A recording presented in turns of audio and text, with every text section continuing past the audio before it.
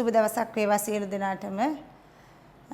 උතුරු මැද පළාත් අධ්‍යාපන අධ්‍යක්ෂකතුමාගේ සංකල්පයක් යටතේ වක්කුඹුර මැතිණියගේ මඟ පෙන්වීම යටතේ අද දවසේ අපි මේ වැඩසටහන ක්‍රියාත්මක කරනවා උතුරු මැද පළාතේ මෙන්ම සියලුම අධ්‍යාපනය ලබන දරුවන් වෙනුවෙන් ඉතිහාසයේ විෂය සම්බන්ධයෙන් වූ ප්‍රශ්න පත්‍රයක් සාකච්ඡා කරන්න.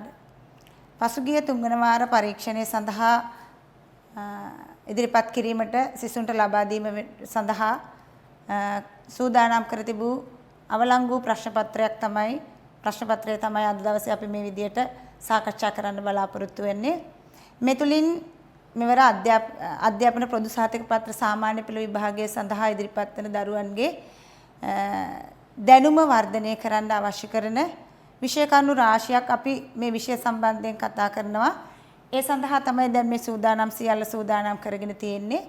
එහෙනම් සියලු දරුවන්ට ආරාධනා කරනවා මේ ප්‍රශ්න පත්‍රය තුලින් ලබා ගන්නා දැනුම ඔබේ ජාතික මට්ටමේ විභාගය සඳහා රුකුලක් කරගන්නා ලෙසට.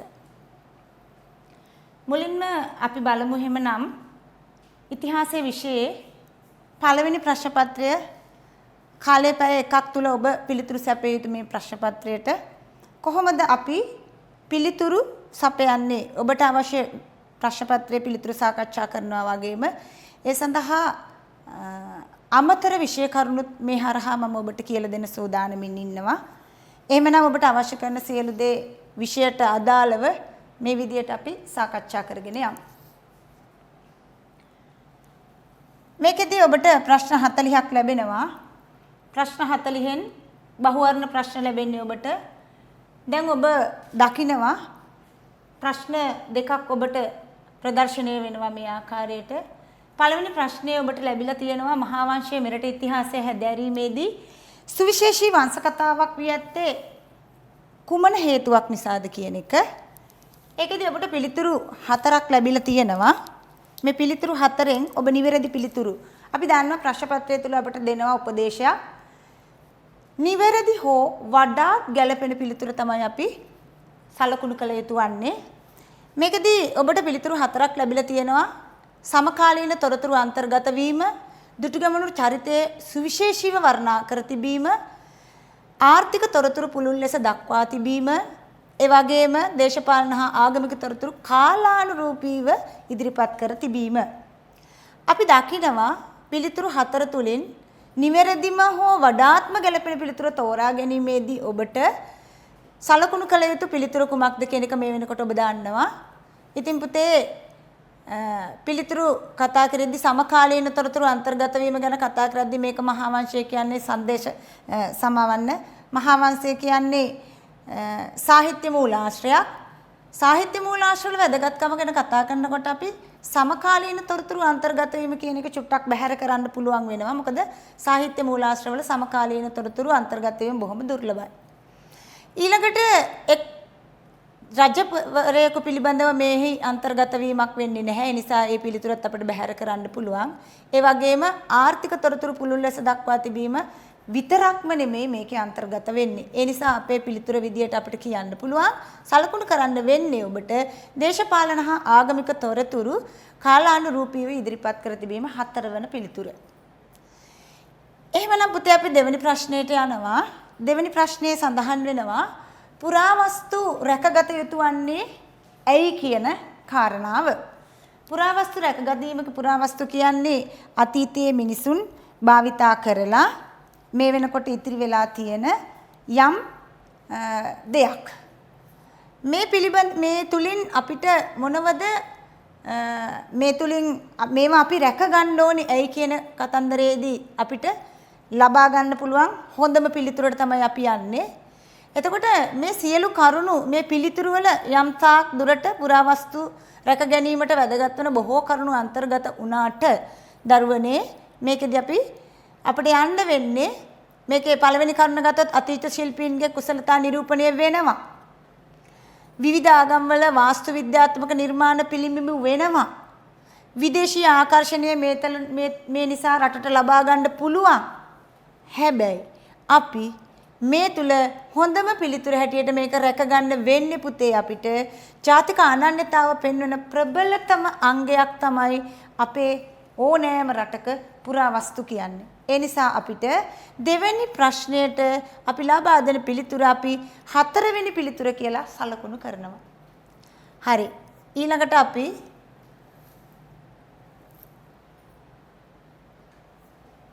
ඊළඟ ප්‍රශ්නයට යනවා. හැමෝම දන්න බොහොම ලස්සන වචනයක් එක්ක අපි යනවා.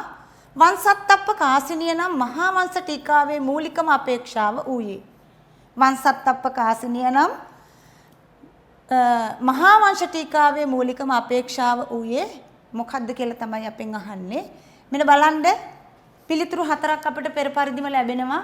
මහා වංශයේන තොරතුරු තහවුරු කිරීමට, මහා වංශයේ නොමැති තොරතුරු තහවුරු කිරීමට, මහා වංශයේ ගැඹුරින් නැති සංසිද්ධි සරලව විස්තර කිරීමට, මහා වංශයේ සදොස්තැන් නිදොස් කිරීමට. දරුවෝ දන්නවා මේ වෙනකොට වංශත්තප්ප කාසිනී පිළිබඳ විවිධ ආකාරයෙන් අපේ ප්‍රශ්න අහනවා. මෙතනදී අපි ගත්තොත් අපි දන්නවා ටීකාව මේ අර්ථ විවරණය සඳහා තමයි වංශත්තප්ප කාසිනී නම් මේ ටීකාව සම්පාදනය කරන්නේ. එතකොට අපි ඔබ පන්ති කාමරයේ විෂය කරුණු ඉගෙන ගන්නකොට බොහොම පැහැදිලිව මේ වචනේ දාන්නවා. අර්ථ විවරණය සඳහා මහා වංශයේ අර්ථ විවරණය සඳහා තමයි මේ වංශත්තප්ප කාසිනී කියන ටීකාව නිර්මාණය වෙන්නේ. එහෙමනම් පුතේ පැහැදිලියි අපිට ඒක. අර්ථ විවරණය කියන්නේ ගැඹුරින් නැති සංසිද්ධි සරලව විස්තර කිරීම. එහෙමනම් අපිට පැහැදිලි පිළිතුරක් තියෙනවා මේ ප්‍රශ්නය තුල.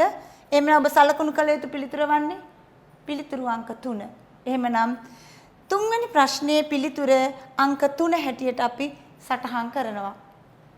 ඊළඟට අපි යනවා හතරවෙනි ප්‍රශ්නයට. හතරවෙනි ප්‍රශ්නේ තියෙනවා මෙන්න පුද්ගල නාම ටික.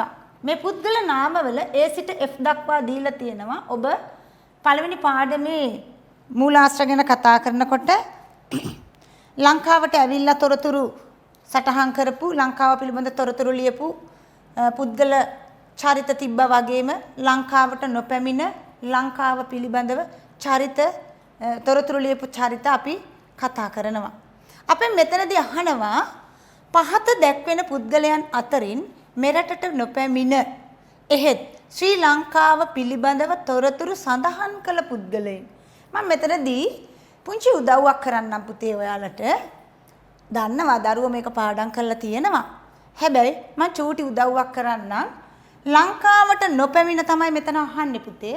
ලංකාවට ආපු අය ගැන අපි දන්නවා නම් ආවේ නැති අය ගැන අපිට පොඩි සංකල්පයක් ගොඩනගා ගන්න පුළුවන්. මම ඒකට අදාළව පුංචි වාක්‍යයක් ඔබට සටහන් කරන්න යන්නේ.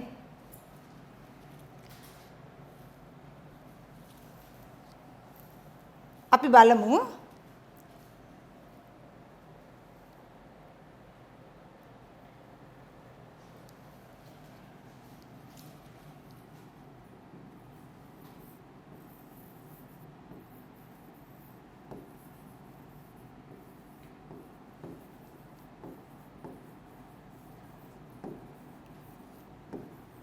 මේ පුතේ මම විසින් හදාගත්ත මගේ දරුවන්ට පහසුවෙන් උගන්වන්න පුළුවන් ක්‍රමයක් වාක්‍යයක් මං ලිව්වා. චීන අරා පෘතු ඕ ඊ ඊළඟට තියෙනවා පාහි ඉබන් රිබ බෙල් නෝ. මොකද්ද මේ ටීචර් ලිව්වේ කියලා දැන් මගේ පුතාලා බලනවා ඇති. මේ ලිව්වේ පුතේ මම ලංකාවට ඇවිල්ලා ලංකාව ගැන තොරතුරු ලියපු අය. අපිට මේකෙන් පුළුවන් ද නොපැමිණි අය පිළිබඳව තොරතුරක් ගන්න කියලා අපි බලමු. අපේ පොතේ අපිට කතා කරනවා පෙළ පොතේ චීන මූලාශ්‍ර, අරාබි මූලාශ්‍ර, පෘතුගීසි මූලාශ්‍ර, ඕලන්ද මූලාශ්‍ර, ඉංග්‍රීසි මූලාශ්‍ර. දැන් මේකෙදි මම ඒට පහලින් ලියලා තියෙනවා මෙන්න මෙහෙම එකිනෙකට සම්බන්ධ කරලා පහලින් තවත් වාක්‍යයක් ලියලා තියෙනවා. ඔන්න මේක චුට්ටක් අපි මෙහෙම ලිව්වා. ඔන්න මම සම්බන්ධ කරා. චීන මූලාශ්‍ර ගණයට වැටෙන පොතක් තමයි මූලාශ්‍රයක් තමයි පාහියන් හිමිගේ දේශාටන වාර්තාව, ඉබන් බතුතාගේ දේශාටන වාර්තාව, පෘතුගීසි මූලාශ්‍රයකට රිබෙයිරෝගේ මූලාශ්‍රය ඕලන්ද මූලාශ්‍රය පිලිප්ස් බැල්දියස් විසින් ලියන ලද මූලාශ්‍රය ඉංග්‍රීසි මූලාශ්‍රය රොබර්ට් නොක් විසින් ලියන ලද මූලාශ්‍රය. දැන් බලමු අපි මෙතන ඉන්නේ ලංකාවට ආපු අය. අපෙන් අහන්නේ ආපු නැති අය. හරි. එහෙනම් බලමු අපි මෙතන ඉන්න අය අයින් කරන්න පුළුවන් නේ. ඔන්න අපි බලමු පාහියන් හිමි ඉන්නවා අපේ පිළිතුරේ D අක්ෂරය තුල. එහෙනම් අපිට එයා ඉවත් කරන්න පුළුවන්. ඊළඟට ඉබන් බතුතා ඉන්නවා අපිට C උත්තරේ. අපිට එයත් ඉවත් කරන්න පුළුවන්. එයත් ලංකාවට ආවනේ. ඊළඟට රිබෙයිරෝ ඉන්නවද? රිබෙයිරෝ නෑ. හරි. ඊළඟට ඕලන්ද මූලාශ්‍රයක් පිලිප්ස් බැල්දියස් එයත් නැහැ. හරි. රොබර්ට් නොක්ස් ඔන්න ඉන්නවා. රොබර්ට් නොක්ස් පාහියන් හිමි ඉබන් බතුතා ඉවත් කළ හැකි. හරිද? එහෙමනම් අපි ඉවත් කළා C ඉවත් කළා D ඉවත් කරා E ඉවත් කළා. අපිට ඉතිරි වෙනවා A B සහ F. A B සහ F උත්තරය ලැබුණා නේද පුතේ? එහෙනම් අපි මෙන්න මේ පිළිතුරට සටහන් කරන්න පුළුවන් අපේ නිවැරදි පිළිතුර හැටියට අපි ගත්තේ කොහෙන්ද? කොහෙන්ද අපි ගත්තේ? පැමිණි අයගේ තොරතුරු ටික ලිව්වා. එයාලා ඉවත් කළා. ඊට පස්සේ නොපැමිණි අය ඉතිරි කරගත්තා. හරිම ලේසි. 100% විශ්වාසය අපේ පිළිතුර. එහෙමනම් අපි පිළිතුරට ඒ ආකාරයට ගියා. අපි ඔන්න පුතේ මේ වැඩේ කරනකොට කරගෙන යනකොට මගේ පුතාලාට තේරෙයි මේ වගේ කෙටි ක්‍රම අපි ළඟ තියෙනවා. කෙටි ක්‍රම අපි ළඟ තියෙනවා. එතකොට අපි මොකද කරන්න ඕනේ? අපි මේ පන්ති කාමරයේදී ඉගෙනගත්ත කෙටි ක්‍රමය අපිට පුළුවන් අපේ විභාගයේදී මෙතෙන්ට ආදේශ කරගන්න. හරි. එහෙමනම් අපි යනවා ඊළඟ ප්‍රශ්නයට. අපි ප්‍රශ්නාංක 5ට යනවා. ප්‍රශ්නාංක 5 ලියන්න කලින් පුතේ ඔයාලට ලැබෙනවා තොරතුරු ටිකක්. මේ තොරතුරු වල දීලා තියෙනවා A දඩයමින් ආහාර සපයා ගැනීම, B යකඩ භාවිතා කිරීම, C පිලිස්සු මැටි බඳුන් භාවිතා කිරීම, ශුද්‍ර ශිලා මෙවලම් භාවිතා කිරීම D විදිහට. එතකොට පුතේ අපි දන්නවා අපි ප්‍රශ්න පත්‍රය අතට ගත්ත ගමන්ම කරන්න ඕනේ මේ වගේ ප්‍රශ්නයක් ආවහම ඉදිරියෙන් අපි දන්න යුගය දා ගන්නවා. අපෙන් අහන්නේ ප්‍රශ්න දෙකක් ප්‍රාග් සහ පූර්ව කියන යුග දෙකට අදාළව. එතකොට ප්‍රාග්ඓතිහාසික යුගය දඩයමින් ආහාර සපයා ගත්තා. එහෙනම් අපි එතන ප්‍රාග් කියලා දාන්නවා. B යකඩ භාවිතා කළා පූර්ව ඓතිහාසික යුගයේ. ඒක පූර්ව කියලා ලිව්වා. C වලට යනවා පිලිස්සු මැටි බඳුන් භාවිතා කළේ පූර්ව ඓතිහාසික යුගයේ. ඊළඟට D ශුද්‍ර ශිලා මෙවලම් භාවිතා කරන්නේ ප්‍රාග් ඓතිහාසික යුගයේ. දැන් අපිට උත්තරේ ලැබිලා ඉවරයි. මේකෙදි පොඩි මුද්‍රණ දෝෂයක් තියෙනවා පුතේ ඔයාලට කියන්න. අපේ නිවැරදි පිළිතුර මේකේ සටහන් වෙලා නැහැ. අපිට පිළිතුර අපි දන්නවා A සහ D කියන උත්තරය තමයි එන්න ඕනේ.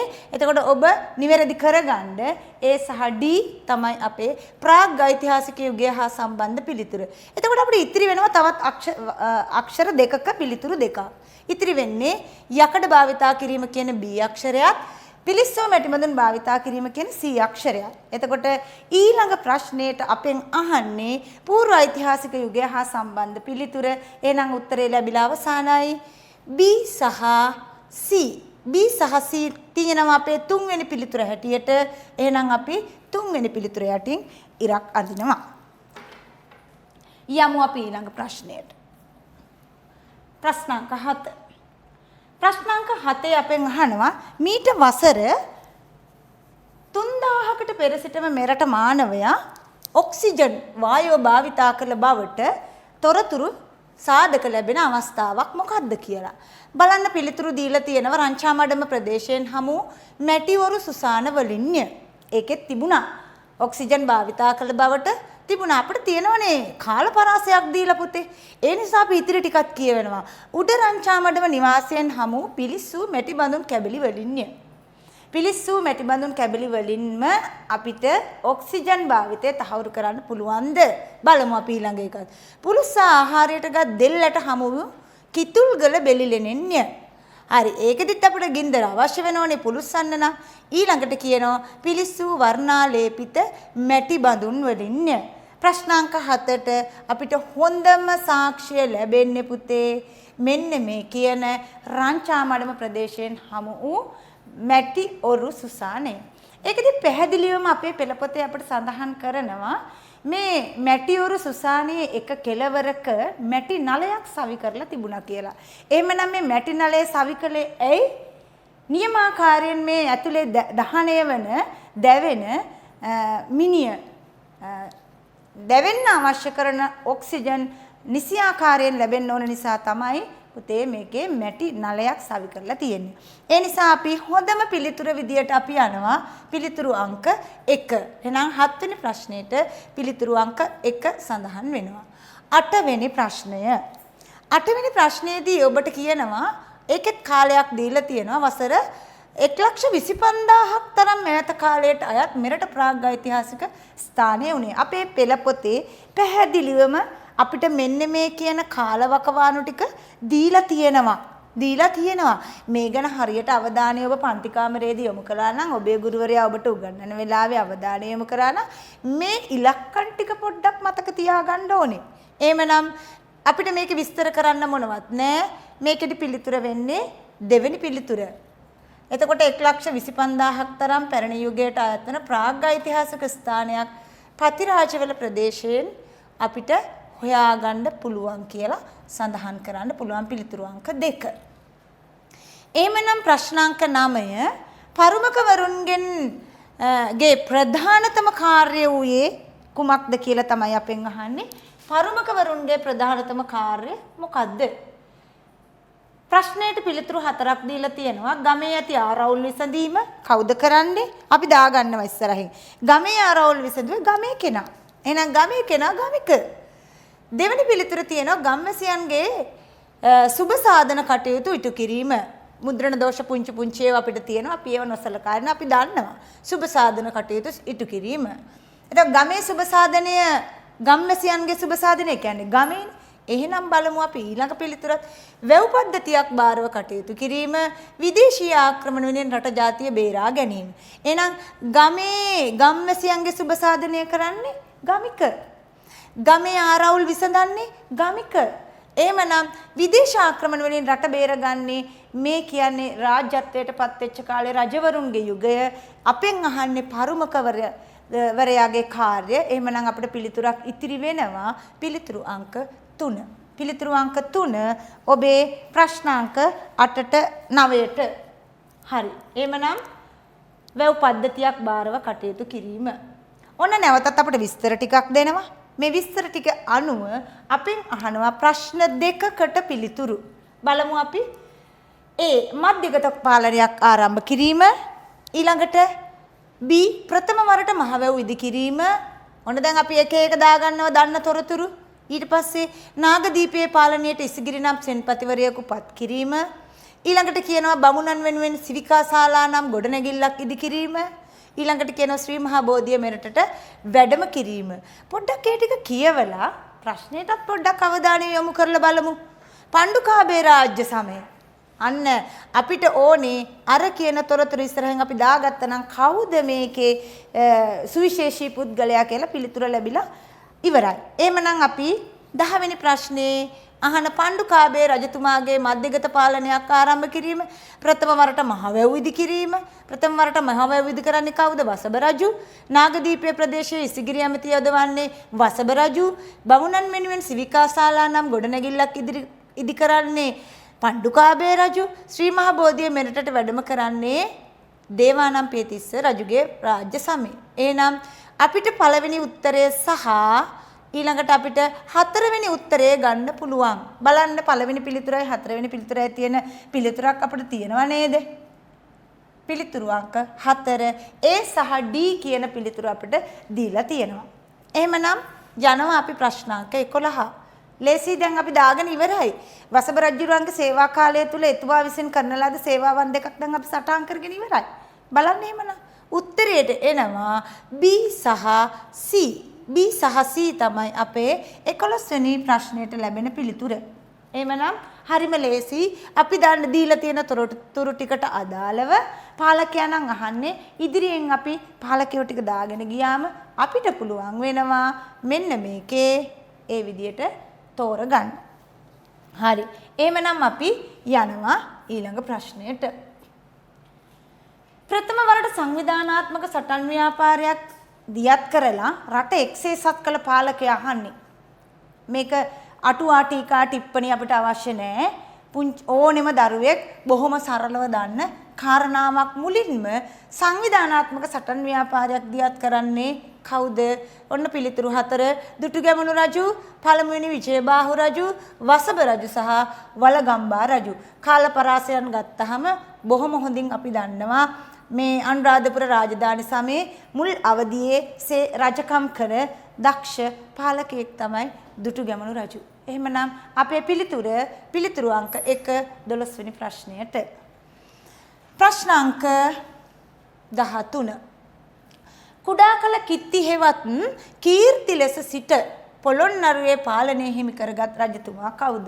අපි දන්නවා චෝලයන් පොළොන්නරුව යටත් කරගෙන සිටිය අවදියේ දක්ෂිණ දේශයේ ඉඳලා පාලන කටයුතු මෙහෙයවගෙන මේ බොහොම සංවිධානාත්මකව සේනා සංවිධානය කරගෙන පොළොන්නරුව චෝලයන්ගෙන් බේරා ගනිමින් රජකම් කරන්න මෙතුමා දක්ෂ පාලකයෙක්. පොළොන්නරුවේ පළවෙනි පාලකයා විදියට බලයට එන්නේ. මෙතුමා කුඩා කාලයේ මෙතුමාට බොහෝ අභියෝග තිබුණා. එතුමාගේ ජීවිත ආරක්ෂාව වෙනුවෙන් එතුමා ආරක්ෂා කළ කෙනෙක් හිටියා. එතකොට පුංචි කාලේ කිත්ති හෙවත් කීර්ති කියන නමින් හිටියේ. සිත් නාරුබින් බුදල්නා මෙතුමාට ආරක්ෂාව ලබා දෙන මේ පුංචි කුමාරයාට ඒ ආරක්ෂාව දීලා රුහුණේ රජ වෙලා ඊට පස්සේ මෙතුමා පොළොන්නරුවේ පාලනය හිමි කර ගන්නවා චෝලයින් පළවා හරිමින්. ඔබ දන්නවා පළමුවෙනි විජයබාහු රජුරුවන් තමයි මේ ආකාරයට චෝලයින් පළවා හැරලා පොළොන්නරුවේ බලය තහවුරු කරගන්නේ. එහෙනම් පිළිතුරු අංක 3. ඊළඟට ප්‍රශ්න අංක 14. චීනයත් එක්ක රාජතාන්ත්‍රික සබඳතා ගොඩනගාගත් ශක්තිමත් රජතුමා තමයි අපෙන් අහන්නේ. අපි දන්නවා චීනයට 20 වතාවක් දූත සබඳතා පැවැත් වූ පාලකයෙක් අපේ පෙළපොතේ අපේ ඉතිහාස කතන්දරවල අපේ තොරතුරු අනුව සඳහන් වෙනවා. ප්‍රශ්න අංක 14. ප්‍රශ්න අංක 14 දී කියනවා චීනයත් එක්ක රාජ්‍යතාන්ත්‍රික සමතතා වඩාත් ශක්තිමත් කරගත්තේ. අපිට තියෙනවා පිළිතුරු පළවෙනි ගජබාහු රජුරුවෝ, බාතිකාබේ රජුරුවෝ, 6 වෙනි අග්ගබෝධි රජුරුවෝ, දේවානම්පියතිස්ස රජුරුවෝ. මේ අතරින් අපි දන්නවා පළවෙනි ගජබාහු රජුරුවෝ චේර රාජ්‍යත් එක්ක ගනුදෙනු කරා. බාතිකාබේ රජුරුවෝ රෝම දේශයට තානාපතිවරුන් යවුවා. දේවානම්පියතිස්ස රජුරුවෝ අසල්වාසී ඉන්දියාවත් එක්ක අශෝක රජුරුවත් එක්ක බොහෝම සුහදශීලී සබඳතා ගොඩනගා ගත්තා. එමනම් චීනයත් සමග මේ රාජ්‍යතාන්ත්‍රික සබඳතා ගොඩනගා ගත්තේ 6 වන අග්ගබෝධි රජතුමා. අපේ පිළිතුර එහෙනම් අපිට ලැබිලා අවසానයි. පිළිතුරු අංක 3. ඊළඟට අපි යනවා 15 වෙනි ප්‍රශ්නයට. 15 වෙනි ප්‍රශ්නය ශිලා ලේඛන ඇසුරෙන් අහලා තියෙන ප්‍රශ්නයක්. අපේ දරුවන්ට බොහෝ වෙලාවකට මේ ශිලාලිපි අමතක වෙනවා, පැටලෙනවා, ගොඩක් තියෙනවා. ඒ නිසා නමුත් අපි දන්නවා මෙන්න ප්‍රශ්නේ රෙදිවියා වෙළඳාම් කළ වෙළඳ සංවිධානයක් මගින් භික්ෂුන් වහන්සේලාට ගුහාවක් පූජා කිරීම සම්බන්ධව තොරතුරු සඳහන් වන ශිලා ලේඛනය තමයි අහන්නේ. අපි දන්නවා පේශ කර්මාන්තය හා සම්බන්ධව ශිලාලිපියක් ගැන කතා කළොත් එක සැරේටම අපිට උත්තරේ ලැබෙනවා. අපේ දරුවෝ දන්න පිළිතුරු වලින් බලන්න මේ මොනවද මේ වගේ තිබුණේ කියලා. අපි අන්තිම පැත්තේ ඉඳලෙමු. ගොඩවාය සෙල්ලිපිය 4 වෙනි පිළිතුර කියනවා. ගොඩවාය සෙල්ලිපිය ඊළඟට ගොඩවාය කියන්නේ වරායක්. වරායන් වලින් බදු අය කළ බව තමයි පුතේ ගොඩවාය සෙල්ලිපිය සඳහන් වන්නේ. හෝපිටිගම සෙල්ලිපිය ගැන කතා කරොත් වෙළඳපොළක පාලනය සම්බන්ධව කටයුතු කරපු සෙල්ලිපිය තමයි මේ නීති පද්ධතියක් ඉදිරිපත් කළ සෙල්ලිපිය තමයි හෝපිටිගම ලිපිය. හෝපිටිගම ලිපියට තවත් නම් දෙකක් අපි දන්නවා. ඔබ දන්නවා බදුළු ටැම් ලිපිය, සොරබර වැව ටැම් ලිපිය කියලාත් කියන වෙළඳපොළක පාලනය තමයි තිබ්බේ. මණ්ඩගල සෙල්ලිපිය කියනවා මණ්ඩගල සෙල්ලිපිය කතා කරනවා රන් කර්මාන්තය පිළිබඳව, යකඩ කර්මාන්තය පිළිබඳව කතා කරනවා. වෙහෙරකෙම සෙල්ලිපිය තමයි පුතේ රෙදි කර්මාන්තය, පේශ කර්මාන්තය සම්බන්ධයෙන් සඳහන් වන සෙල්ලිපිය. මහා වෙළඳ සංවිධානයක් තිබුණා රෙදිවියා වෙළඳාම් කළ. ඔන්න ඒකේ තොරතුරු සඳහන් වෙන්නේ වෙහෙරකෙම සෙල්ලිපිය. එමනම් 15 වෙනි ප්‍රශ්නයට පිළිතුරු අංක 1 විදියට අපි සඳහන් කරනවා. ඔන්න 16 වෙනි ප්‍රශ්නයේ 16 සිට 20 වෙනි ප්‍රශ්නය දක්වා ඔබට තොරතුරු දැන් ප්‍රදර්ශනය වෙනවා. ඔබ ළඟත් තියෙනවා මේ ප්‍රශ්න පත්‍රය බලන්න. 16 වෙනි ප්‍රශ්නය අහනවා අතීතයේ වොහාර ලෙස හැඳින්වූයේ. වොහාර අපි දන්නවා ගුරුවරුන්ට කිව්වා ආචාර්ය ඊළඟට වෛද්‍යවරුන්ට කිව්වා වෙජ ඊළඟට සිත්තරුන්ට කිව්වා ලපන චිත්‍ර ශිල්පීන් ගැන මේ කතා කරන්නේ. ඉතිරි වුණා උත්තරයක්. මම එකක් ඇරලා ගියා. බලන්න හොඳින් බලන්න. පළවෙනි පිළිතුර ගැන කිව්වා, තුන්වෙනි පිළිතුර ගැන කිව්වා, හතරවෙනි පිළිතුර ගැන කිව්වා. මේ දෙවෙනි පිළිතුර ගැන කිව්වේ නෑ. දීලා තියෙනවා අපිට ප්‍රශ්නේ. එහෙනම් වොහාර කියලා හැඳින්නුවේ අතීතයේ නීති විශාරදයින්. පිළිතුරු අංක 2. හරි. අපි දැන් කතා කරන්නේ ප්‍රශ්නාංක 17. ප්‍රශ්නාංක 17 පැහැදිලිවම අපෙන් අහනවා කාලපරාසයක් දීලා තියෙනවා. ක්‍රිස්තු වර්ෂ 850 දී පමණ මෙරටට පැමිණ ආදම්ගේ කන්ද හෙවත් ශ්‍රීපාදයේ වන්දනාමාන කිරීමට ගිය අරාබි ජාතික වෙලෙන්දා. ඔන්න අපි දන්නවා අපිත් යනවා ශ්‍රීපාදයේ වන්දනා කරන්න. ශ්‍රීපාදයේ වන්දනා කරන්න අපි යන්නේ අපේ ආගමේ ආගමික නායකයාගේ ශ්‍රී පද්මය ශ්‍රී පතුල එහි තැන්පත් කරලා තියෙනවා කියලා. ඒ වගේම මුස්ලිම් ජාතිකයන් කිව්වා ආදම්ගේ කන්ද වන්දනා කරන්න යනවා කියලා. ඔවුනුත් ගියා. අපේ අය එයාලයි අපි ගහගත්තේ නැහැ. බොහොම සහජීවනයෙන් අපි ජීවත් වුණා. එතකොට අපි දන්නවා මේ සහජීවනය අපට එදා ඉඳලම බොහොම වැදගත්. අපි අතීතයෙන් පාඩම් ඉගෙනගෙන වර්තමානයේ ගොඩනගා ගන්නවා වගේම අනාගතය සාර්ථක කර ගන්නවා. ඕක තමයි අපේ පළවෙනිම સિદ્ધාන්තය. එතකොට පුතේ අපි දන්නවා අතීතයේ මේ විවිධ ජාතීන් රණ්ඩු සරුවල් කරගත්තේ ගහමරා ගත්තේ නැත්නම් අපිත් ඇයි මේක ගහමරා ගන්නේ? අතීත ජනතාව සහයෝගයෙන් හිටියා වගේම අපිත් සහයෝගයෙන් ඉමු. මේකනේ අපි ඉගෙන ගන්න ඕනේ. එහෙමනම් ඔන්න අපි මෙතනදී කියනවා 17 වෙනි ප්‍රශ්නයට සුලයිමාන් නැමැති පුද්ගලයා අපේ ලංකාවට ඇවිල්ලා ආදම්ගේ කන්ද නමින් ශ්‍රීපාදයේ වන්දනාවට ගියා. එහෙනම් පිළිතුරු අංක 4 අපි දන්නවා පිළිතුරු අංක 4 අපිට 17 වෙනි ප්‍රශ්නයට සලකුණු කරන්න පුළුවන් වෙනවා. 18 වෙනි ප්‍රශ්නය. සනීප ආරක්ෂාව ස්වස්ථතාව කෙරෙහි අවධානය යොමු කළ පැරැන්නන්ගේ අපද්‍රව්‍ය කළමනාකරණය පිළිබඳව සුවිශේෂී අවධානයක් යොමු කළ බවට ඇති හොඳම නිදසුන වන්නේ සනීප ආරක්ෂාව සහ ස්වස්ථතාවය. ප්‍රශ්නාංක 18 බලන්න මිහින්තලා දානශාලාව ස්වස්ථතාවය ගැන කතා කරනවද? ස්වස්ථතාවය කියන්නේ මොකක්ද? පෞද්ගලික පිරිසිදුකම. ස්වස්ථතාව සනීප ආරක්ෂාව. 2 මාලිගාවිල ඇස්රෝහල. 3 සීගිරියේ රජමාලිගය. 4 ආලාහන පිරිවෙන. සනීප ආරක්ෂාව හා ස්වස්ථතාවය පිළිබඳ හොඳම සාක්ෂිය පොළොන්නරුවෙන් අපිට හම්බෙනවා ආලාහන පිරිවෙල. පොළොන්නරුවේ ආලාහන පිරිවෙලින් අපිට වෛද්‍ය ශාස්ත්‍රයට අදාළ බොහෝ තොරතුරු අනාවරණය වෙනවා. ශල්‍ය වෛද්‍යවරුන් භාවිතා කරන ලද කතුරු අපිට සොයාගෙන තියෙනවා. එහෙනම් සනීප ආරක්ෂාව සහ ස්වස්ථතාවයට හොඳම පිළිතුරු අංක 4 ආලාහන පිරිවෙන. ප්‍රශ්නාංක 19 අපෙන් අහනවා ශූප ශාස්ත්‍රයේ නිපුණ කාන්තාවන් මදුපාචිකා යනුවෙන් හඳුන්වලා තියෙන සාහිත්‍ය මූලාශ්‍රය. අපි දන්නවා අතීතයේ ඉඳලම කාන්තාවන් විවාහ දිවියට පත් වෙනකොට එයාලගේ හොඳම දක්ෂතාවය තමයි ආහාර රසවත් ලෙස උයන්න පුළුවන් වීම. ඉතින් දෙමාපියන් හැටියට අතීතයේ ඉඳලම අපිට මේකේ අත්දැකීම් පණිවිඩ දෙනවා. දෙමාපියන් හැටියට Tamanගේ යුතුයකම වගකීම තමයි විවාහයට පත්වීමට පෙර දියණිවරුන් සූප ශාස්ත්‍රයේ ප්‍රවීණයන් කරන්න ඕනේ. නැත්නම් ඉතින් මොකද වෙන්නේ? Tamanගේ ස්වාමියාට රසවත් ආහාර වේලක් සපයා දෙන්න බැරි වෙනවනේ පුතේ. ඒ නිසා මේ රසවත් ආහාර වේලක් සපයා දීම තුල පෞල් සංස්ථාව බොහොම සුහදව බොහොම ලස්සනට ගත කරනවා. ආහාර ටිකක් නැත්නම් රසට මොකද වෙන්නේ? පවුලේ ප්‍රශ්න. ඒ නිසා අතීත කාන්තාවෝ තමන්ගේ දියණිවරු සූප ශාස්ත්‍රයේ ප්‍රවීණයන් බවට පත් කළා. හැබැයි අහන්නේ මේ මදුපාචිකා රසවත් ආහාර හදලා දෙන්න ඕනේ කියන එක මදුපාචිකා කියන මේ කාන්තාවන් සූප ශාස්ත්‍රයේ ප්‍රවීණයන් මොන මූලාශ්‍රයේද හඳුන්වලා තියෙන්නේ කියලා. එhmenan බලන්න දම්පියාටුවා ගැටපදය, සද්ධර්මා අලංකාරය, රසවාහිනිය, සහස්වත් උපකරණය අපිට ගොඩක් දුරට අපේ දරුවෝ පැටලිලි සහගත වෙන තැනක් පුතේ. මේ ටික අපි හොඳින් අවධාරණයට ගන්න ඕනේ. මදුපාචිකා යනුවෙන් සඳහන් වන්නේ දම්පියා අටුවා ගැටපදේ කියන මූලාශ්‍රය සාහිත්‍ය මූලාශ්‍රය තමයි මේ මදුපාචිකා යනුවෙන් සඳහන් වෙන්නේ. එහෙමනම් පිළිතුරු අංක 1. ඊළඟට 20 වෙනි ප්‍රශ්නය.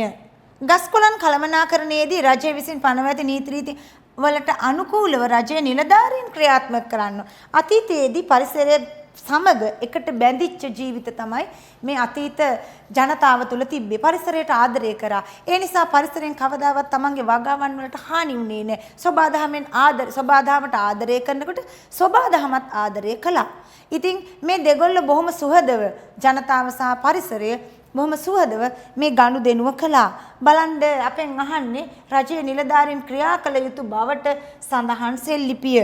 ඔන්න අපි දන්නවා මේකෙදී අනුරාධපුර පුවරු ලිපිය, බුද්දන්නේ හෙළ ලිපිය, කොණ්ඩවට්ටවාන් ලිපිය, තෝනිගල ලිපිය උත්තර 4ක් අපිට දෙනවා.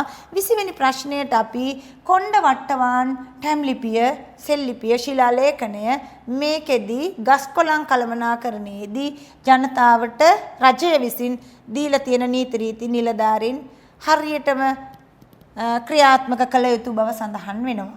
එහෙමනම් ප්‍රශ්න අංක 20ට පිළිතුර 3 වෙනි පිළිතුර. තෝනිගල සෙල්ලිපියේ සඳහන් වෙනවා වගා කන්න 3ක් පිළිබඳව. බුද්දන්නේහෙළ සෙල්ලිපියේ වල්වල දඬුපත් නොකපන නිසා කියලා සඳහන් වෙනවා. ඔන්න ඒ තොරතුරු ඔබ ළඟ තිබිය යුතුයි. ප්‍රශ්න අංක 21 වෙනි ප්‍රශ්නයත් ඔබට ලැබෙන්නේ 10 ශ්‍රේණියේ පෙළ පොතෙන්මයි. 10 ශ්‍රේණිය 8 වෙනි පාඩමෙන් ඔබට මේ මහනුවර රාජධානිය පිළිබඳව කතා කරනවා. මේකදී අහනවා රජුට සේවය කිරීම වෙනුවෙන් ප්‍රදානය කළ ඉඩම්.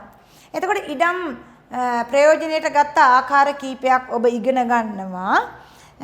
පරම්පරාවෙන් ආව ඉඩම් තියෙනවා. රජු විසින් ප්‍රදානය කළ රජු වෙනුවෙන් වැඩ කරලා තුටු පඬුරක් හැටියට පූජා කරපු ඉඩම් තිබුණා. මේ විදියට තියෙන ඉඩම් අතරින් අපෙන් මේකෙදී අහනවා රජුට සේවය කරාම දෙන්නේ මොනවද? ප්‍රශංසා කරන්න. එයා රජුට සේවය කරාම ඒ සේවය ඇගීම වෙනුවෙන් තමයි දුන්නේ. මේකෙදී පිළිතුරු තියෙනවා නින්දගම්, ගබඩාගම්, පරවේනිගම්, දේවාලගම්. 21 වෙනි ප්‍රශ්නයට අපිට සරලයි පිළිතුර. ගබඩාගම් කිව්වේ රජු වෙනුවෙන් වෙන් කළ ඉඩම්.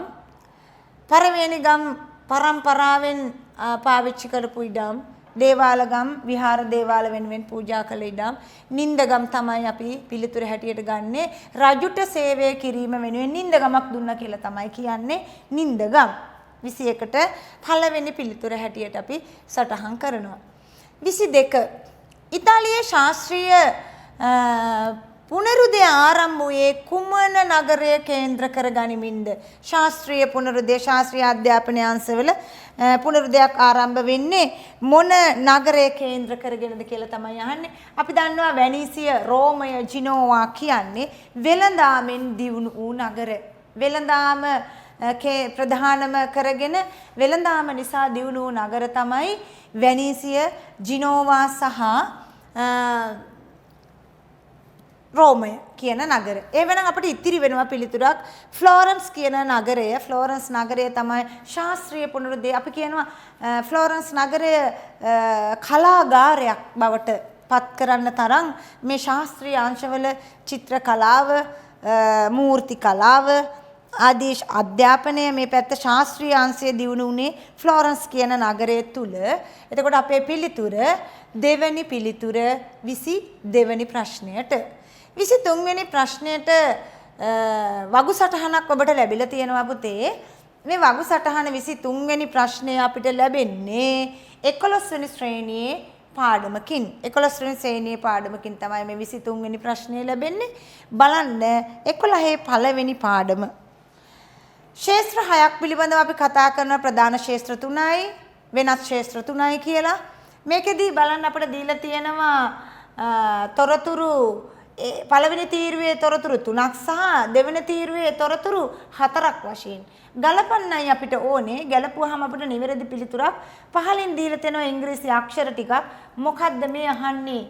එක තීරුවේ අනුපිළිවෙලට දෙක තීරුව ගැලපුව විට නිවැරදි පිළිතුර කුමක්ද?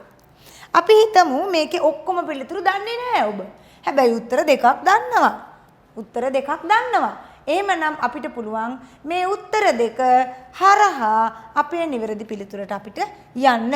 පළවෙනි තීරුව හොඳටම දන්න උත්තර මොනවද බලමු තියෙන්නේ. අපි හිතමු දෙකමයි දන්නේ මොනවත්ම දන්නේ නැහැ. හරි. ගුග්ලි මාකෝනි අන්තිම මේ නමට අපි ගියා. ගුග්ලි මාකෝනි. මතක තියාගන්න ලේසි.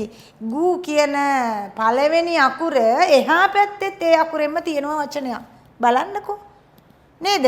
තුන්වෙනි අංකය යටතේ D අක්ෂරය තියෙනවා. ඔබට පේනවා. තුන්වෙනි අංකය D අක්ෂරය එකම අකුරු දෙක අද මතක තියාගන්න. ගුවන් විදුලිය ගුග්ලි මාකෝනි. දැන් ඉතින් පන්ති කාමරේ කියලා දෙනකොට ළමයි hina වෙනවා. ඇයි ඒ hina වෙන්නේ? ඔන්න ගුග්ලි මාකෝනි ගුවන් විදුලිය. මුල් අකුරු දෙක එකට කියනකොට ළමයින්ට ඉතින් hinaයි. කමක් නැහැ. අපිට විෂය කරුණක් මතක තියාගන්නනේ. හරි. යනවා. ඔන්න තුන්වෙනි උත්තරේට D. අපි දන්න එකයි කියලා හිතමු. තුන්වෙනි උත්තරේට D තියෙන එකයි. ඊළඟට දෙකක් තියෙනවා. තුන්වෙනි උත්තරේට D තියෙන උත්තර දෙකක් තියෙනවා. එහෙනම් අපිට උත්තරය හොයන්න බෑ. අපි යනවා තව උත්තරයක් හොයාගෙන. රොබර්ට් පුල්ටන් දුම් බෝට්ටුව. අපිට ඒක මතකයි කියලා හිතමු අපි. රොබර්ට් පුල්ටන් දුම් බෝට්ටුව. එහෙනම් දෙවෙනි අංකයට දෙවෙනි ස්ථානයේ ඒ අක්ෂරයේ තියෙන පිළිතුරක් තියෙනවා. උත්තර දෙකයි අපි ඉතිරි කරගත්තේ මෙන්න මේ දෙක. ඒකෙන් දෙවෙනි උත්තරේට ඒ තියෙන උත්තරයක් තියෙනවා. තුන්වෙනි උත්තරේ CAD. අපි හිතමු පළවෙනි රිචඩ් ආක්‍රයිට්ගේ උත්තරේ අපි දන්නේම නැහැ කියලා. රිචඩ් ආක්‍රයිට් ඉතිරි වෙලා තියෙනවා. එහෙනම් උත්තරේ මැච් වෙලා තියෙනවා. එකට C, දෙකට A, තුනට D. එහෙනම් එහෙම උත්තරයක් තියෙනවා. CAD තුන්වෙනි පිළිතුර. CAD තුන්වෙනි පිළිතුර. හරි. ඔන්න ඔහොම පුංචි උපක්‍රම පාවිච්චි කරලා පුතේ මේක හොයන්න ඕනේ අපි. එහෙම නැත්නම් සමහර විට අපිටත් මතක නැති වෙන්න පුළුවන්නේ. ඒ පුළුවන් වුණාට අපි දන්න කරුණින් අපේ පිළිතුරට යන්න පුළුවන් පුංචි උපක්‍රම අපි භාවිතා කළ යුතුයි. හරි. අපි යනවා 11 ශ්‍රේණියේ තවත් ප්‍රශ්න ඉදිරියට කතා කරන්න තියෙන්නේ අපිට. 10 ශ්‍රේණියේ ප්‍රශ්න 23ක් අපි කතා කරා. 22ක් කතා කරා.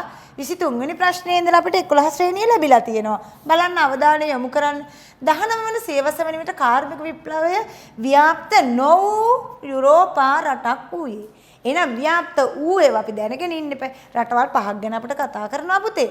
එතකොට අපි බලමු 24 වෙනි ප්‍රශ්නයට මොකක්ද අපේ උත්තරේ? ප්‍රංශය, ජර්මනිය, ඕස්ට්‍රියාව, ප්‍රෂියාව, හංගේරියාව තමයි ව්‍යාප්ත වූ ප්‍රදේශ. මුල් කාලෙම ප්‍රංශය, ජර්මනිය, ඕස්ට්‍රියාව, හංගේරියාව, ප්‍රෂියාව. ඔන්න පහක් තියෙනවා. එහෙනම් මෙතන නැති උත්තරයක් තියෙනවා.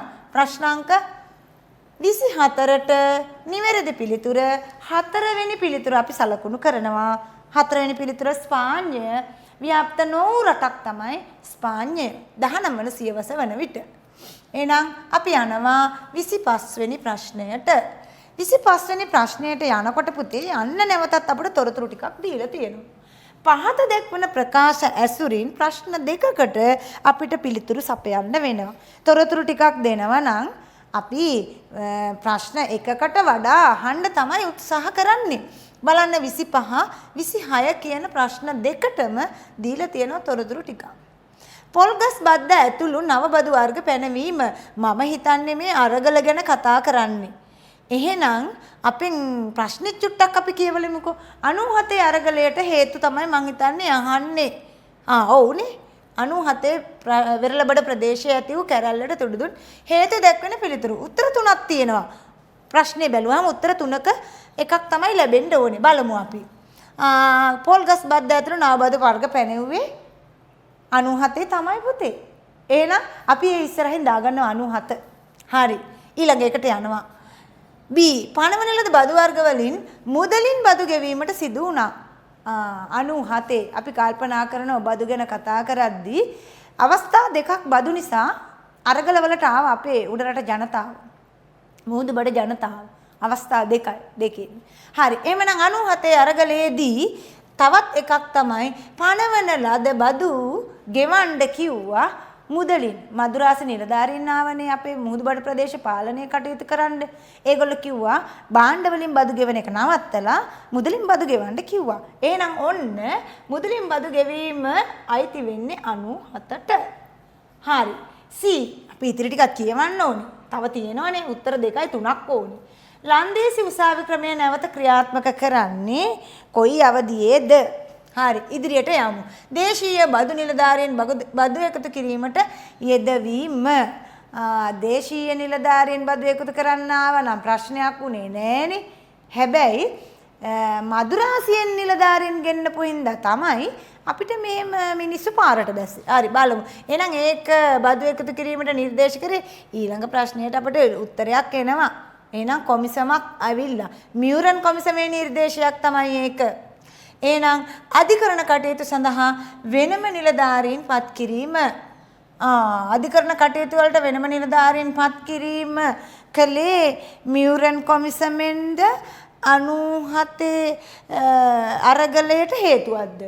ඊළඟට කියනවා බදු එකතු කිරීමේ අයිතිය වෙන්දේශීයේ විකිණීම. හරි. ඔන්න දැන් අපිට දීලා තියෙන තොරතුරු 6ම අපි කියෙව්වා. ප්‍රශ්න අංකය කීයද අපේ 25. 25 වෙනි ප්‍රශ්නයට බලමු අපි AB තිබුණා. AB ආවා. ඊළඟ දෙක ආවේ නැහැ. DE ආවේ නැහැ. C ආවේ නැහැ. ඊට පස්සේ අපිට ආවා අපිට ගන්න තියෙන්නේ F. එහෙනම් අපි බලමු එහෙම උත්තරයක් තියෙනවද කියලා. පළවෙනි එකට තියෙනවා AB E B තියෙනවා E එන්නේ නැහැ. අධිකරණ කටයුතු වලට වෙනම නිලධාරීන් පත් කරන්නේ මියුරන් කොමිසමෙන්. දාගෙන ඉවරයිනේ අපි. හරි. දැන් එහෙනම් අපේ A B හා F ආයෙත් බලනවා A B F දාගෙන තියෙන ඉදිරියෙන්. එහෙනම් උත්තරේ අපේ ලැබිලා තියෙනවා A B හා F දෙවෙනි පිළිතුර. 25ට දෙවෙනි පිළිතුර. පුතේ කලබල වෙන්නේ නැහැ. අපි මෙහෙම ප්‍රශ්නයක් ආවහම ටිකක් වෙලාව අරගෙන ඔයගලන්ට පැයක් තියෙනවා ප්‍රශ්න පත්‍රයට පිළිතුරු සපයන්න. ගණිතයේදී වගේම කටු වැඩ කරන්න ඕනේ.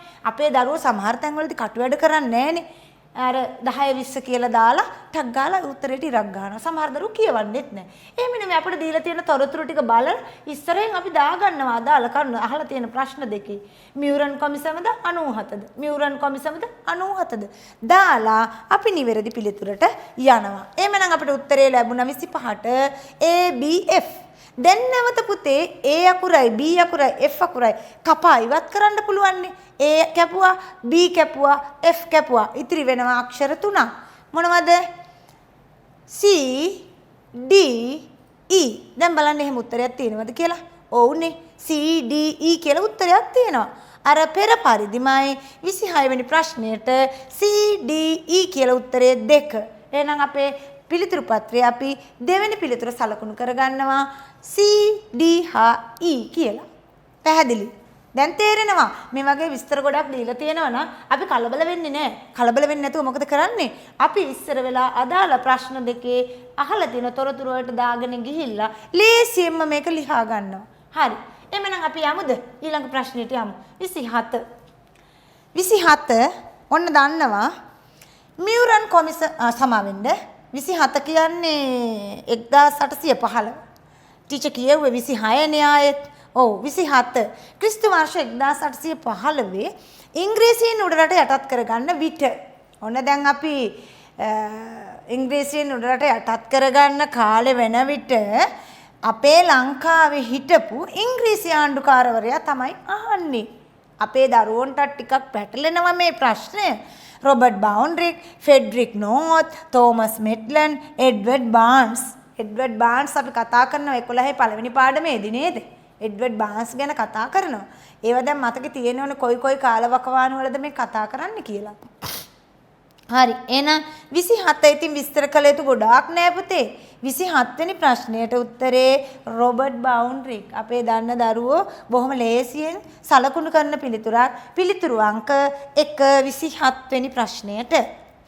ඔන්න ඊට පස්සේ චූටි ප්‍රශ්නයක් අපිට තියෙනවා 28 30 ප්‍රශ්න දෙක තියෙන්නේ ඊට පහළින් 28 30 29 30 ප්‍රශ්න 3ක් මෙන්න තොරතුරු ටිකක් දීලා තියෙනවා බලමු අපි ප්‍රශ්නේ බලලෙමුද හරි අපි ප්‍රශ්නේ බලලෙමු 28 29 30 අහන්නේ ආරුමුග නාවලතුමා ඊළඟට අහන්නේ හෙන්රි ස්ටීල් ඕල්කට් තුමා ඊළඟට අහන්නේ සිද්ධි ලෙබ්බේ. අපි ආපහු යනවා ආපස්සට. හරි. දැන් අතන නම් තුන මතකයි. ඒ නම් තුන මේකට දානවා. දැන් දාලා අපි උත්තරයට යනවා. හරි. කොළඹ සහිරා විද්‍යාලය ආරම්භ කරන්නේ කවුද? කොළඹ සහිරා කියනකොට අපි දන්නවා මුස්ලිම් විද්‍යාලයක්. එතකොට මුස්ලිම් ආගමේ නායකයා විදියට හිටියේ කවුද? සිද්ධි ලෙබ්බේ මහතා. හරි. එහෙනම් අපි මෙතනින් කෙටියෙන් දාගෙන අපිට කාලේ පැයයිනේ තියෙන්නේ. c.b.ලිව්වා. සිද්ධි ලෙබ්බේ මහතා. ඔන්න සිද්ධි ලෙබ්බේ. වෙසක් පොහොය දින රජයේ නිවාඩු දිනයක් බවට පත් කිරීම. වෙසක් පොහොය රජයේ නිවාඩු දිනයක් බවට පත් කරන්නේ අපේ පිළිතුරේ බලනවා අපි ආපස්සට පොඩ්ඩක් ගිහිල්ලා තියෙනවා අපිට උත්තරයක් හෙන්රි ස්ටීල් ඕල්කට් තුමා. හරි. B හෙන්රි ස්ටීල් ඕල්කට් තුමා. C උදයබානු පුවත්පත දෙමළ ජාතීන් වෙනින් ද්‍රවිඩ ජාතීන් වෙනුවෙන් නිර්මාණය කරන ලද පුවත්පතක්. උදයබානු පුවත්පත නිර්මාණය කරන්නේ ආරුමුග නාවලතුමා. ඔන්න එහෙනම් ABC දැම්මා ඉස්සරහා. යනවා මේ D කොළඹ පරම විඥානාර්ථ සමාගම පිහිටුවන්නේ අර තුන් දෙනාගෙම එක්කෙනෙක් වෙන්න ඕනේ. එයි ජෝඩි ජෝඩුනේ වෙලා තියෙන්නේ. එහෙනම් කොළඹ පරම විඥානාර්ථ සමාගම පිහිටුවන්නේ හෙන්රි ස්ටීල් ඕල්කට් තුමා. ඊළඟට මුස්ලිම් නේෂන්. දැන් අපි දන්නවා කොළඹ සහිරා මුස්ලිම් නේෂන් කියනකොට එක සයිඩ් එකකට යනවනේ නේද? අපි ආගමත් එක්ක යනවා. එහෙනම් මුස්ලිම් නේෂන් පුවත්පත කාගේද? සිද්ධි ලෙබ්බේ මහතාගේ. දැම්මා ඉස්සරහින් සිද්ධි ලෙබ්බේ මහතා. හරි. යාපනයේ ශිවංගල විද්‍යාලය. ශිවංගල විද්‍යාලය කියන්නේ යාපනයේ වර්තමානයේ හින්දු විද්‍යාලය. එහෙනම් හින්දු ආගමේ නායකත්වයේ ගත්තේ කවුද? ආරුමුග නාවලතුමා. අන්න දැන් අපිට උත්තර ටික ලැබිලි ඉවරයි. S2 පියාගෙන අපිට පුළුවන් මේකට යන්න. හරි. එහෙනම් ආරුමුග නාවලතුමාට අපිට ලැබුණ පිළිතුරු වලට අදාළ පිළිතුරු අක්ෂර දෙකක් තියෙනවා. අපි ආපස්සට යනවා යන්න වෙනවා. අක්ෂර දෙක බලන්න ඉපැයි. කොළඹ අහන්නේ ආරුමුග නාවලතුමා. හරි. ආරුමුග නාවලතුමාගේ උත්තර දෙකට එන්නේ මොකක්ද අක්ෂර දෙක අපි ආයි බලමු. ආරුමුග උදයබානු පුවත්පත ආරම්භ කිරීම C. යාපනයේ ශිවංගල විද්‍යාලය ආරම්භ කිරීම F. එහෙනම් උත්තරේ C සහ F. C F උත්තරේ 3. හෙන්රි ස්ටීල් ඕල්කට් තුමා අපි යනවා පස්සට වෙසක් පොහොය රජයේ නිවාඩු දිනයක් කරා B. කොළඹ පරම විඥානාර්ථ සමාගම පිහිටෙව්වා D. එහෙනම් B සහ D. බලමු උත්තරය අංකය 1. B සහ D. right. සිද්ධි ලැබෙ මහතා ඉතුරු වෙනවා අපිට. ඔන්න අපි සිද්ධි ලැබෙ මහතාගේ පිළිතුර ගන්න අපිට ඉතිරි වෙනවා අක්ෂරය. කොළඹ සහිරා විද්‍යාලය ආරම්භ කරන්නේ මුස්ලිම් පාසලක්. සිද්ධි ලැබෙ මහතා A. ඊළඟට මුස්ලිම් නේෂන් පුවත්පත ආරම්භ කරන්නේ සිද්ධි ලැබෙ මහතා A සහ E. සිද්ධි ලැබෙ මහතාට ඉතිරි වෙනවා. ඊළඟට වෙසක් පොහොය දින නිවාඩු දිනයක් බවට පත් කරන්නේ හෙන්රි ස්ටීල් ඕල්කට් තුමා. ඒ වගේම කොළඹ පරම විඥානාර්ථ සමාගම පිහිටුවන්නේ හෙන්රි ස්ටීල් ඕල්කට් තුමා. B සහ D ඔබේ පිළිතුරේ සටහන් කරගන්න. ඊට පස්සේ උදයබානු පුවත්පත ආරම්භ කරන්නේ ආරුමුග නාවලතුමා. ඒ වගේම යාපනයේ ශිවංගල විද්‍යාලය ආරම්භ කරන්නේ ආරුමුග නාවලතුමා. හරි. ආරුමුග නාවලතුමාට C සහ F. C සහ F තියෙනවද බලමු. උදයබානු පුවත්පත C සහ F. ඔව් පුතේ. C සහ F අපේ උත්තරයක නැහැ. අපිට උත්තරය සලකුණු කරගන්න පුතේ. C සහ F අපි දාගෙන ඉවරයිනේ. එතකොට අපිට උත්තර ලැබිලා ඉවරයි. හරි. පුංචි පුංචි දෝෂ තියෙනවා අපේ මුද්‍රණේ. අපි ඒව හදාගෙන යමු. හරි. ඊළඟට 31 වෙනි ප්‍රශ්නය. 31 වෙනි ප්‍රශ්නය ලංකා ජාතික සංගමේ ප්‍රථම සභාපතිවරයා වූයේ කවුද? පුතේ විභාගයේ කියන්නේ මොරු වලවල් ගොඩයි. දැන් අපි හරි මග ගියේ නැත්තම් වැරදි පාරවල් වල ගියොත් එහෙම අර බොරු වලවල් අපිට හොයාගන්න බැරි වෙනවා. බොරු වලවල් වල වැටෙනවා අපි. ඒ නිසා අපි බොරු වලේ වැටෙන්නේ නැතුව යන්න ඕනේ. අමාරුවේ දාන තැන් තියෙනවනේ. මේකට උත්තරේ මෙන්න කියනවා පොන්නම්බලම් රාමනාදන් මහතා 1 පොන්නම්බලම් අරුණාචලම් මහතා 2. ඊළඟට කියනවා ඩී.බී. ජයා මහතා ඩී සේනානායක මහතා. දැන් අපිට එක වගේම නම් දෙකක් තියෙනවා. මම මෙහෙම කියන්නම් අද. ඔබත් දන්නවා පන්ති කාමරේ ඉගෙනගෙනත් තියෙනවා. මෙන්න පොන්නම්බලම් රාමනාදන්ට තියාගන්න ඉස්සරහින් ලියා ගන්න. හරි කොහේ හරි සටහන් කරගන්න. එයා තමයි පොර කියන්නේ කවුද අපි අපේ සමාජයේ? පොරක්. මාර පොරක් නේක කියලා අපි කියනවා. ඉතින් දැන් මේ පොර කියලා කතා කරන්නේ මම මතක තියාගන්නේ පොර නම් පොන්නම්බලම් රාමනාදන්. ඊළඟට පොන්නම්බලම් අරුණාචලම් ඉන්නවා. පොන්නම්බලම් අයින් කරන්නකො පුතේ චුට්ටක් අරු කියලා මතක තියාගන්නකො. පොර සහ අරු. මෙන්න පොර මෙන්න අරු. අරුගේ මතක තියාගන්න අරු තමයි ලංකා ජාතික සංගමයේ ප්‍රථම සභාපති නිකන් අපි වචනෙට මතක තියාගන්න පොර සහ අරු. පොර පොන්නම්බලම් රාමනාදන් එයා තමයි ලංකාවේ අර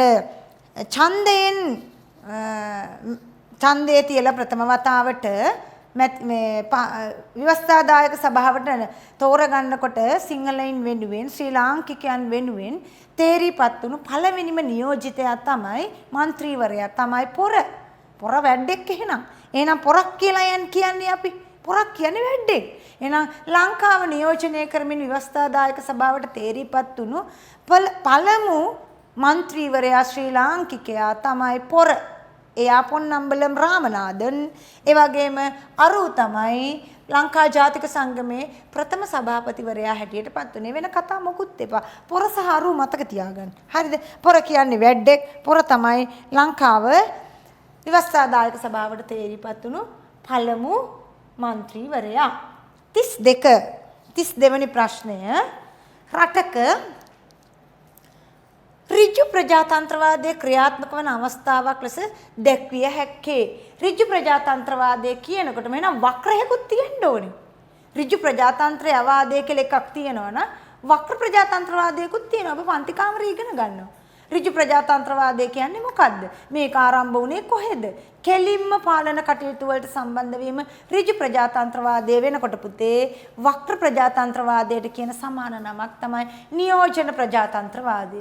එතකොට මේ ප්‍රජාතන්ත්‍රවාදී කටයුතු සඳහා නියෝජිතයෙක් පත් කරලා මේ පාලන කටයුතු මෙහෙයවනකොට ඒකට අපි කියනවා නියෝජන ප්‍රජාතන්ත්‍රවාදයවත් වක්‍ර ප්‍රජාතන්ත්‍රවාදය. අපෙන් අහනවා ඍජු ප්‍රජාතන්ත්‍රවාදයේ ක්‍රියාත්මක වන අවස්ථාවක් වෙන්න පුළුවන්. අපේ 11 ශ්‍රේණියේ 6 වෙනි පාඩමේදී අපි මේක කතා කරනවා.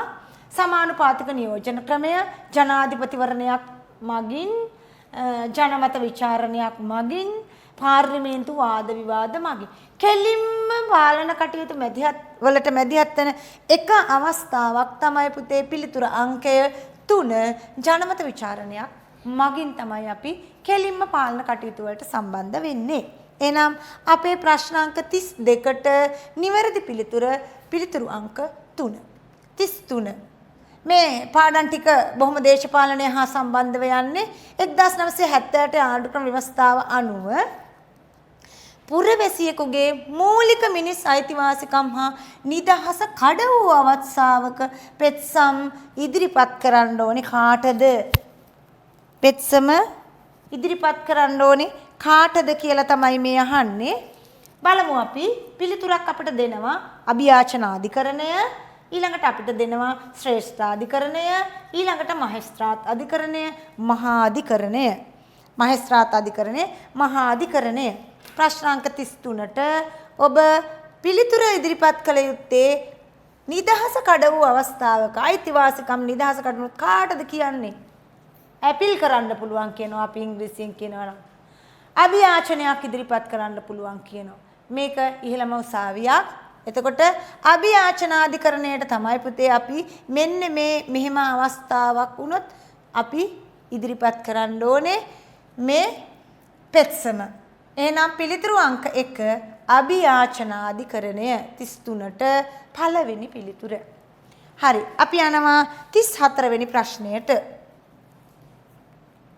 34 අන්න තියෙනවා නැවතත් තොරතුරු වගේක් දීලා අපි දන්නවා 11 ශ්‍රේණියේ 7 වෙනි පාඩමේදී අපි කතා කරනවා විප්ලව තුනක් පිළිබඳව. ලෝකයේ කැපී පෙනෙන විප්ලව. ඔන්න අපිට දීලා තියෙනවා එකක් ටෙනිස් පිටියේ දිවුරුම. ඊළඟට කියනවා සමාජවාදී පාලන තන්ත්‍රය. අපෙන් අහන්නේ සරල ප්‍රශ්නයක්. බලන්නකෝ. 34 35 ප්‍රශ්න වලට පිළිතුරු සපයන්න. සරලයි හරිම. බලන්න රුසියානු විප්ලවය සම්බන්ධයෙන් අහනවා මොකද්ද A හරිද B හරිද A හරි B වැරදි A වැරදි B හරි ඔන්න තොරතුරු වගේ කරන අපේ ළමයි චුට්ටක් කලබල වෙනවා. කලබල වෙන්න එපානේ. කලබල වෙන්නේ නැතිව ඔබ හොඳට කියවලා බලන්න 34ට දීලා තියෙනවා A හා B සත්‍ය වේ. A හා B අසත්‍ය වේ. දෙකම නැද්ද කියලානේ කියන්නේ. මේක දෙකම හරිද? දෙකම වැරදිද? ඊට පස්සේ කියනවා A සත්‍ය වන අතර B අසත්‍ය වේ. A අසත්‍ය වන අතර B සත්‍ය වේ. බලන්නකෝ ටෙනිස් පිටියේ දිවුරුම අහන්නේ රුසියානු විප්ලවයට. එතකොට සමාජවාදී පාලනය ගැන කතා කරන්නේ නම් රුසියානු විප්ලවය නේද? ටෙනිස් පිටියේ දිවුරුම ඒකේ නෙමෙයිනේ තියෙන්නේ. ටෙනිස් පිටියේ දිවුරුම තියෙන්නේ මොකේද? මේකට අදාළ නැහැ රුසියානු විප්ලවයට. එහෙනම් අපිට පිළිතුර තියෙනවා A වැරදි B හරි. එහෙම උත්තරයක් තියෙන්නේ මොකේද බලන්න. A නිවැරදි A වැරදි B නිවැරදි. එහෙනම් අපිට තියෙනවා නේද උත්තරය? A අසත්‍ය වන අතර B සත්‍ය වේ. එහෙමනම් පිළිතුරු අංක 4 A අසත්‍ය වෙනකොට B සත්‍යයි නිවැරදි. පිළිතුරු අංක 4. ඊළඟට ප්‍රංශ විප්ලවයේ සම්බන්ධයෙන්. එහෙනම් ඉතින් ප්‍රංශ විප්ලවයේ සම්බන්ධයෙන් ඒකේ අනිත් පැත්ත වෙන්න එපා. ටෙනිස් පිටියේ දියුරුම තියෙන්නේ ප්‍රංශ විප්ලවයේ තමයි. එහෙනම් A සත්‍යයි B අසත්‍යයි. හරි ලේසි එකක් තෝරගත්තා නම් අනිත් එකේ පිළිතුර අපිට නිකම්ම ලැබෙනවා. එහෙනම් 34ට හතරවෙනි පිළිතුර සලකුණු කරනකොට ඔබ 35ට තුන්වෙනි පිළිතුර සලකුණු කරන්න. තුන්වෙනි පිළිතුරයි එන්නේ.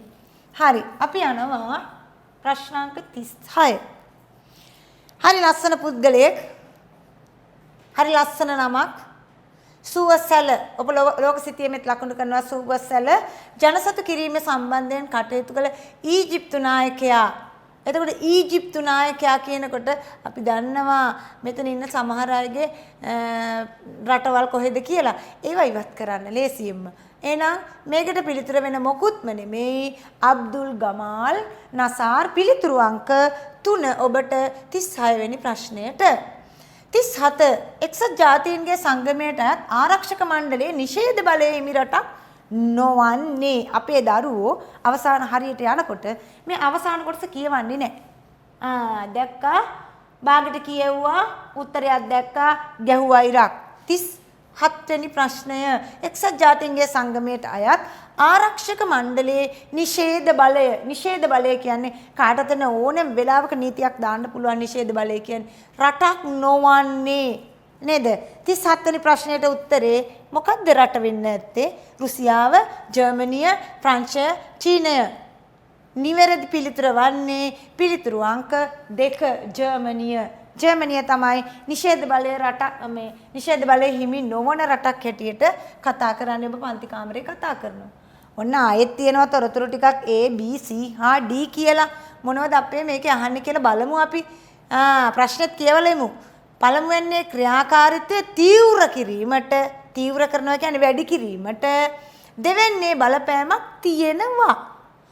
පළමුවෙන්නේ ක්‍රියාකාරීත්වය වැඩි කරන්න. බලමු අපි ඒකේ කියනවා ප්‍රංශය හා බ්‍රිතාන්‍ය අධිරාජ්‍යවාදය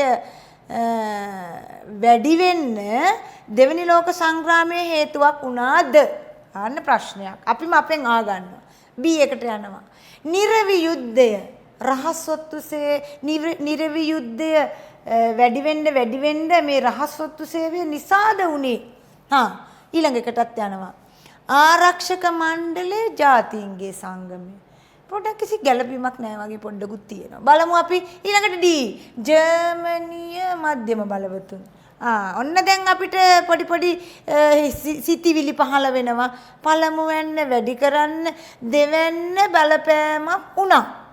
අන්න පළමුවෙන්න වැඩි වෙන්න දෙවැන්න බලපෑමක් වුණා. බලන්න අපිට 38 වෙනි උත්තරේට දැන් මගෙන් කියුණා වැඩි. නිරවි යුද්ධය කියන්නේ සීතල යුද්ධය කියනවා. සීතල යුද්ධය වැඩි වෙන්න හේතුවක් තමයි කවුරු හරි ඔත්තු සපයන එක නේද? තියෙනව නේද එහෙම එකක්? B අක්ෂරයේ තියෙනවා නිර්වි යුද්ධය තීව්‍ර වෙන්න රහසොත්තු සේවාව සක්‍රියව දායක වුණා. එහෙනම් අපිට පිළිතුර ලැබෙනවා B කියලා උත්තරේ අපිට තියෙනවා 38ට 2. දෙවෙනි උත්තරේ අපි සලකුණු කරනවා 38 වෙනි ප්‍රශ්නයට.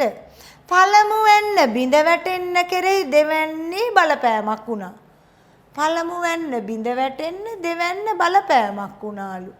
ප්‍රංශය හා බ්‍රිතාන්‍ය අධිරාජ්‍යවාදයේ බිඳ වැටෙන්න දෙවැනි ලෝක සංග්‍රාමය හේතුවක් වුණාලු. බලමු වුණාද? හරි. 39 නේද අපේ ප්‍රශ්නාංකය?